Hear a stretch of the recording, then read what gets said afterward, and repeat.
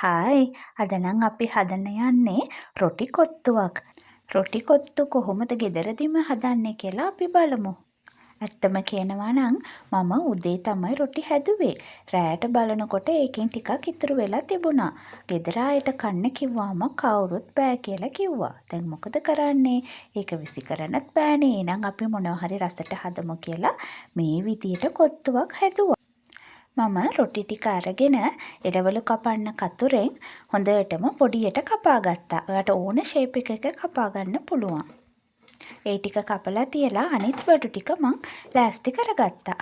මේකට මම අද පාවිච්චි කරේ බටර් ටිකයි, ජින්ජර් ගාර්ලික් පේස්ට් එක, පොඩියට කපා ගත්ත ලූණු, අමු මිරිස් පොඩියට කපා ගත්තා, කරපිංචා ගත්තා. ඊට පස්සේ පොඩියට කපා ගත්ත ගෝවා. ඒකත් එක්කම මං ගාව කැප්සිකම් තිබුණා. ඒකත් පොඩියට කපා ගත්තා. බිත්තර 3ක් වෙන වෙනම අරගෙන ඒකත් හොඳට බීට් කරලා ලුණුයි ගම්මිරිසුත් දාලා තියාගත්තා. අවශ්‍ය ප්‍රමාණයට ලුණු, ගම්මිරිස් කුඩු, චිලි පේස්ට් අරගත්තා. ඊට පස්සේ පෑන් එකක් අරගෙන ලිපේ තියලා ඒකට තෙල් ටිකකුත් දාලා බටර් ටිකකුත් දානවා. බටර් හොඳටම මෙල්ට් වුණාට පස්සේ ඒකට ජින්ජර් ගාර්ලික් පේස්ට් එක දාලා ටෙම්පරාදු කරනවා. ඊට පස්සේ අර අමු ගතිය ගියාට පස්සේ ඒකටම අපි දානවා පොඩියට කපාගත්ත ලූණු ටිකයි, අමු මිරිස් ටිකයි. ඒකටම කරපිංචාත් එකතු කරගන්නවා. ඒකටම පොඩියට කපාගත්ත ගෝවා එකත් එකතු කරනවා. ඒ ටික ඔක්කොම ටිකක් ටෙම්පරාදු වුණාට පස්සේ පොඩියට කපාගත්ත මාළු මිරිස් කෑලි ටිකත් අපි මේකටම එකතු කරලා ආයෙත් කලවම් කරනවා.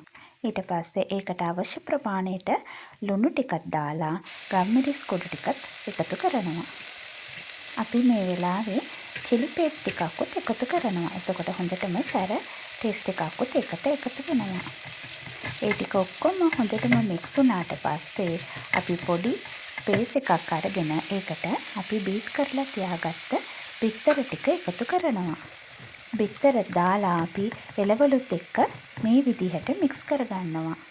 බිත්තර ටික දාලා මික්ස් කරන ගමන්ම ඒකටම අපි එකතු කරගන්නවා අපි පොඩියට කපාගත්ත රොටි කෑලි ටික. දැන් බලන්න අර රොටි ටිකයි, එළවලු ටිකයි, බිත්තරයි ඔක්කොම එකට එක හොඳටම කලවම් වෙනවා. අපි මේ වෙලාවේ දානකොට බිත්තර ටික හොඳටම රොටි වලට එකතු වෙනවා. දැන් ඒ වෙලාවේ තායත් අපි චිලි පේස්ට් ටිකක්වත් එකතු කරගන්නවා. එතකොට හොඳටම සැර ටේස්ට් එකක්වත් එනවා.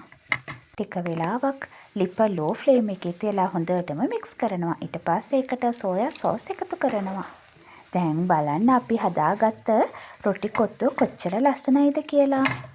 ඒ වගේම හරිම රසයි කියලා අපේ ගෙදර කට්ටියත් කිව්වා. කඩෙන් ගන්නවට වඩා ගොඩාක්ම රසයි. ඒ නිසා ඔයාලත් මේ වගේ රොටි කොත්තුව ඉක්මනටම ගෙදර තියෙන බඩු පාවිච්චි කරලා හදාගන්න පුළුවන්. ඔයාලත් මේක හදලා බලලා මාත් එක්ක ඔයාලගේ එක්ස්පීරියන්ස් ෂෙයා කරගන්න.